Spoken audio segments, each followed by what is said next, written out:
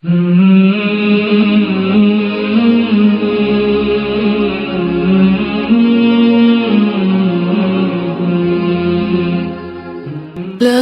إله إلا الله محمد رسول الله.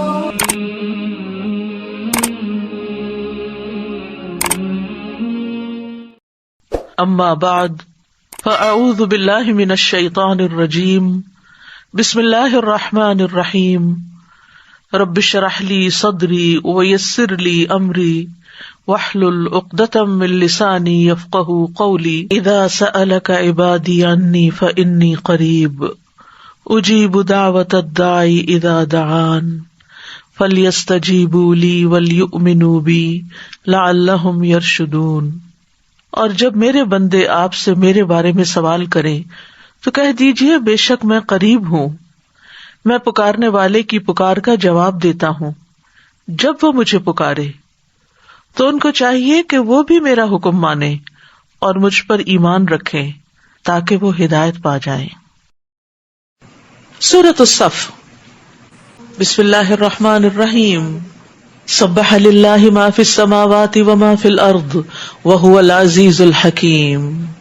آسمانوں اور زمین میں جو مخلوقات ہے وہ اللہ کی تسبیح کر رہی ہے اور وہ غالب ہے، دانا ہے. کیا آپ نہیں کریں گے؟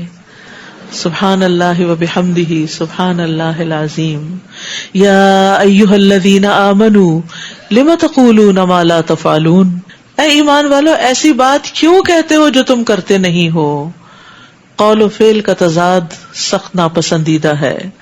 نااہل لوگوں کی علامت ہے کہ دوسروں کو نیکی کا حکم دینا اور خود اس پر عمل نہ کرنا، دوسروں کو جھوٹی امیدیں دلانا اور وعدے پورے نہ کرنا.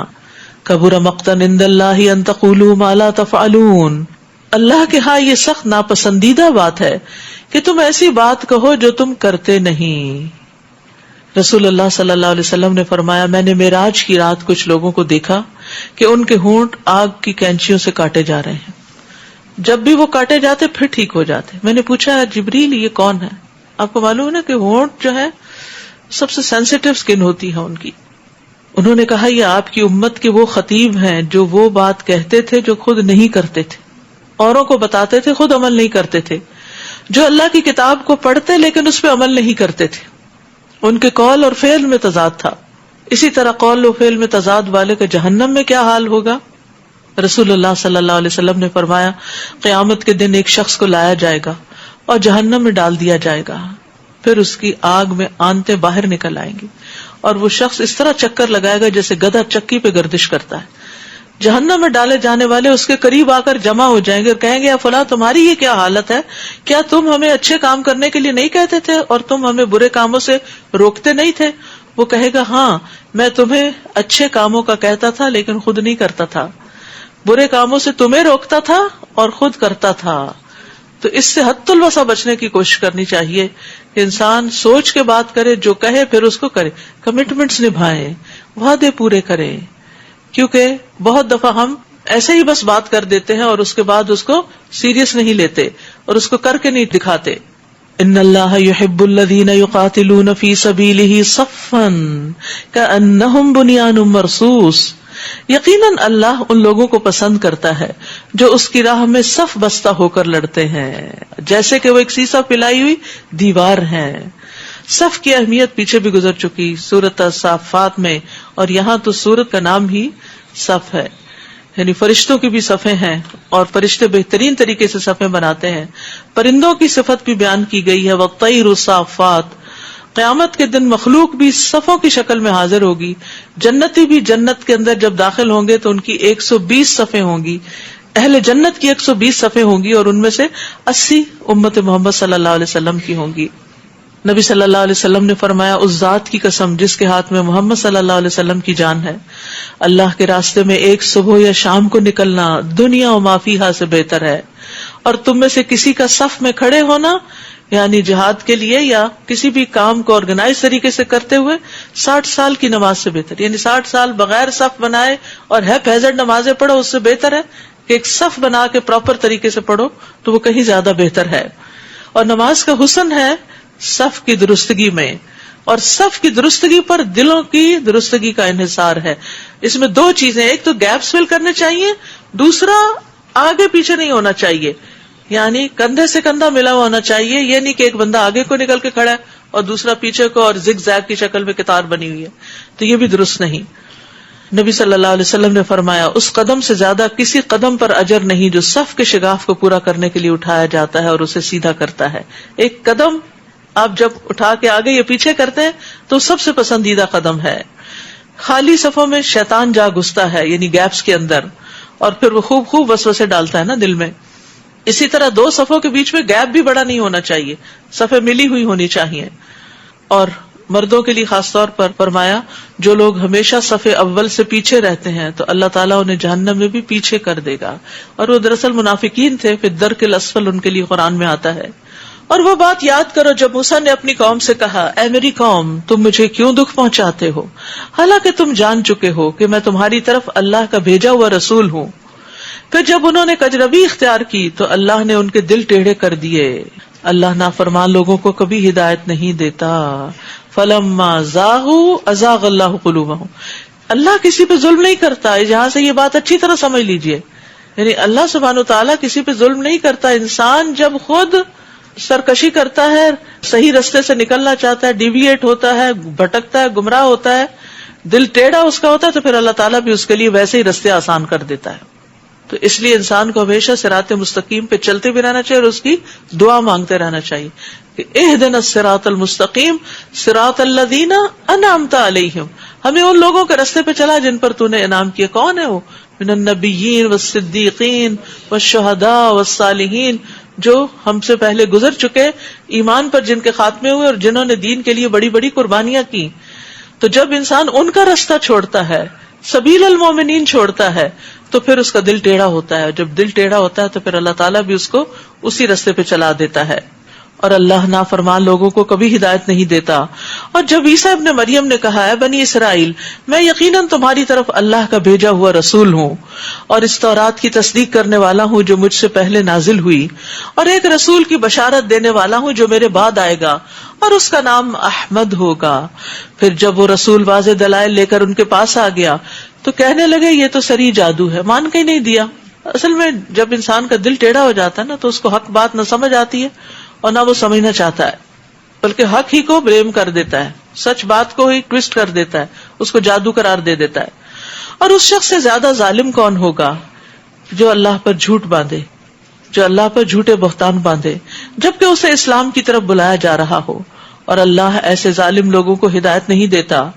یہ لوگ چاہتے ہیں کہ اللہ کے نور کو اپنی پھونکوں سے بجھا دیں اور اللہ اپنے نور کو پورا کر کے رہے گا خواہ کافروں کو کتنا ہی ناگوار ہو. یعنی ہمیشہ اسلام کے خلاف پروپیگنڈا ہوتا رہا ہے، لیکن کبھی ایسا نہیں ہوا کہ اس پروپیگنڈے کی وجہ سے اسلام ختم ہو جائے. اتنا نیگیٹو پروپیگنڈا اگر کسی اور چیز کے بارے میں کیا جائے شاید وہ سروائیو نہ کر سکے، لیکن ہر دور میں قرآن پر، نبی صلی اللہ علیہ وسلم کی ذات پر، آپ کی تعلیمات پر، مسلمانوں پر ایسے ایسے الزامات لگائے جاتے رہے اور اصل دین کو چھپانے اور اس میں کانٹ چھانٹ کرنے کی ایسی کوشش کی جاتی رہی، لیکن اللہ سبحانہ وتعالیٰ نے اس کو ہمیشہ محفوظ رکھا. واللہ متم نورہ ولو کرہ الکافرون هو الذی ارسل رسولہ بالہدی ودین الحق لیظہرہ علی الدین کلہ ولو کرہ المشرکون. وہی تو ہے جس نے اپنے رسول کو ہدایت اور سچا دین دے کر بھیجا تاکہ اسے سب دینوں پر غالب کر دے اگرچہ مشرکوں کو کتنا ہی ناگوار ہو، کتنا ہی ناگوار ہو. رسول اللہ صلی اللہ علیہ وسلم نے فرمایا یہ دین ہر اس جگہ تک پہنچ کے رہے گا جہاں تک رات اور دن کا سلسلہ جاری ہے، یعنی پورے گلوب پر. اور اللہ کوئی کچا پکا گھر ایسا نہ چھوڑے گا جہاں اس دین کو داخل نہ کرے. آج آپ دیکھیں کہ ٹیکنالوجی کی وجہ سے یہ پیغام کہاں سے کہاں جا پہنچتا ہے. خواہ اسے عزت کے ساتھ قبول کر لیا جائے یا اسے رد کر کے ذلت قبول کر لی جائے، میسج پہنچ جائے گا. عزت وہ ہوگی جو اللہ اسلام کے ذریعے عطا کرے گا، ذلت وہ ہوگی جو کفر کے ساتھ ملے گی. تمیم داری فرمایا کرتے تھے مجھے یہ بات اپنے اہل خانہ میں ہی نظر آ گئی کہ ان میں سے جو مسلمان ہو گیا اسے خیر، شرافت اور عزت نصیب ہوئی، اور جو ان میں سے کافر رہا اسے ذلت، رسوائی اور جزیہ نصیب ہوا. یا ایھا الذین آمنوا هل ادلکم علی تجارۃ تنجیکم من عذاب علیم، اے ایمان والو کیا میں تمہیں ایسی تجارت بتاؤں جو تمہیں دردناک عذاب سے بچا لے؟ تؤمنون باللہ ورسولہ وتجاہدون فی سبیل اللہ باموالکم وانفسکم ذالکم خیر لکم ان کنتم تعلمون، تم اللہ پر اور اس کے رسول پر ایمان لاؤ اور اللہ کی راہ میں اپنے اموال اور جانوں سے جہاد کرو اگر تم جان لو تو یہی تمہارے لیے بہتر ہے۔ ایمان لانے کے بعد یہاں جہاد کو افضل ترین عمل قرار دیا گیا۔ یغفر لکم ذنوبکم ویدخلکم جنات تجری من تحتها الانہار ومساکن طیبۃ فی جنات عدن ذالک الفوز العظیم، وہ تمہارے گناہ معاف کر دے گا اور ایسے باغوں میں داخل کرے گا جن کے تلے نہریں بہہ رہی ہیں، اور ہمیشہ رہنے والے باغوں میں پاکیزہ گھر عطا کرے گا، یہی بہت بڑی کامیابی ہے۔ اجر بھی بتا دیا گیا کہ کیا کیا فائدے تمہیں حاصل ہوں گے اللہ کے راستے میں نکلنے سے۔ وَأُخْرَى تُحِبُّونَهَا نَصْرٌ مِّنَ اللَّهِ وَفَتْحٌ قَرِيبٌ وَبَشِّرِ الْمُؤْمِنِينَ، اور ایک دوسری چیز بھی عطا کرے گا جسے تم پسند کرتے ہو، اور وہ ہے اللہ کی مدد اور جلد حاصل ہونے والی فتح۔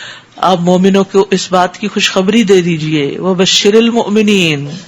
لیکن اس کے لیے کیا کرنا ہوتا ہے؟ اپنی کوشش اور اپنی محنت اپنی جگہ ہے، یعنی وہ تو کرنی ہی کرنی ہے۔ اسی لیے اگلی آیت میں فرمایا یا ایھا الذین آمنوا کونوا انصار اللہ کما قال عیسی ابن مریم للحواریین من انصاری الی اللہ قال الحواریون نحن انصار اللہ، اے ایمان والو اللہ کے دین کے مددگار بن جاؤ، دین کی پروموشن کے لیے، دین کے دعویٰ کے لیے، دین کی تعلیم کے لیے، دین کے نفاذ کے لیے تم اپنی کوششیں، اپنی صلاحیتیں پیش کرو، جو لوگ یہ کام کر رہے ہوں ان کو سپورٹ کرو۔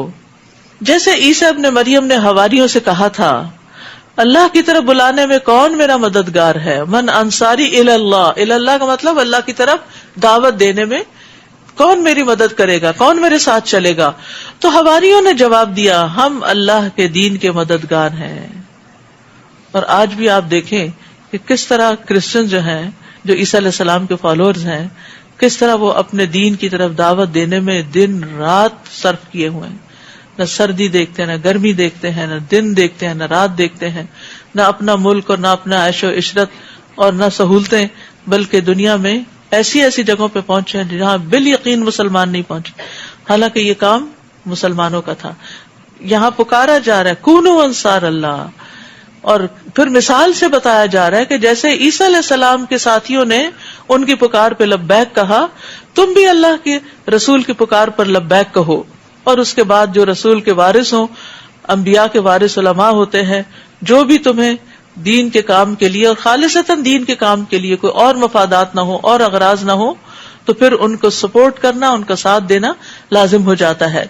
پھر بنی اسرائیل کا ایک گروہ تو ایمان لے آیا اور دوسرے گروہ نے انکار کر دیا، یعنی عیسیٰ علیہ السلام بنی اسرائیل کی طرف پیغمبر بنا کے بھیجے گئے تھے، تو کچھ لوگوں نے تو بات مان لی لیکن کچھ نے نہیں مانی۔ پھر ہم نے ایمان لانے والوں کی ان کے دشمنوں کے مقابلے میں مدد کی تو وہی غالب رہے۔ وآخر دعوانا ان الحمد للہ رب العالمین، سبحانک اللہم وبحمدک، اشہد ان لا الہ الا انت، استغفرک واتوب الیک۔ السلام علیکم ورحمۃ اللہ وبرکاتہ۔